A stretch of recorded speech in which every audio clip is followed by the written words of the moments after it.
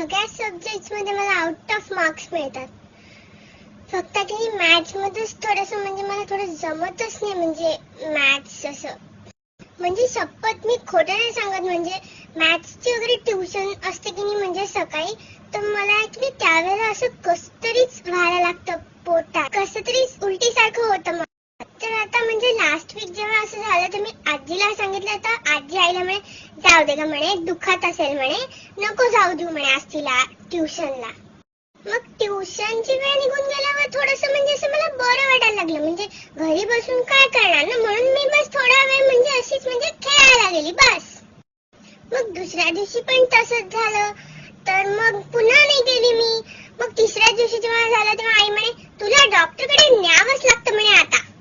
तर म्हणजे मी फक्त आईला असं म्हटलं की अगं डॉक्टरकडे वगैरे कशाला, म्हणजे मला आता बरं वाटतं, म्हणजे मी ब्रेव गर्ल आहे ना, तर मी सहन करून घेईल बा.